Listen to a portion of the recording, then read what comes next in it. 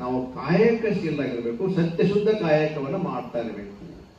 ಈ ಕಾಯಕ ಅನ್ನೋ ಶಬ್ದ ಬಂದ ಕೂಡಲೇ ನಾವು ಮೂರನ್ನು ತಿಳ್ಕೊಂಡಿರ್ಬೇಕು: ತನು, ಮನ, ಧನ.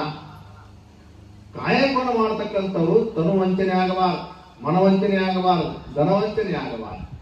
ತನು ವಂಚನೆ ಆಗಬಾರ್ದು ಅಂದ್ರೆ ನಾವು ಕೆಲಸಕ್ಕೆ ಹೋಗಿರ್ತೀವಿ, ಒಬ್ಬರಲ್ಲಿ ದುಡಿಯಾಕೆ ಹೋಗಿರ್ತೀವಿ, ನಾವು ದುಡಿದು ಬಿಡ್ರಿ ಅದು ಬೇರೆ, ದುಡಿದು ತಿನ್ನೋದು ಬೇರೆ. ಕಾಯಕ ಮಾಡ್ತಕ್ಕಂಥ ಸಂದರ್ಭದಲ್ಲಿ ಇನ್ನೊಬ್ಬರಲ್ಲಿ ಕೆಲಸ ಮಾಡುವ ಹೊತ್ತೊಳಗೆ 2 ತಾಸು ಕೆಲಸ ಮಾಡ್ತೀವಿ ತಿಳ್ಕೊರಿ, ಅಲ್ಲಿ 2 ತಾಸು ಕೆಲಸ ಮಾಡೋದು, 6 ತಾಸು ಹಂಗೆ ಟೈಮ್ ಪಾಸ್ ಮಾಡಿ ಬಂದ್ರೆ ತನುವಂಚನೆ ಆಗ್ತದೆ. 8 ತಾಸು ಕೆಲಸ ಮಾಡಬೇಕು, ಪಗಾರ ತಗೋತೀವಲ್ಲ ನಾವು. ಆಮೇಲೆ ಮನವಂಚನೆ, ಕಾಯಕದಲ್ಲಿರುವಾಗ ಮನವಂಚನೆ ಮಾಡಬಾರ್ದು.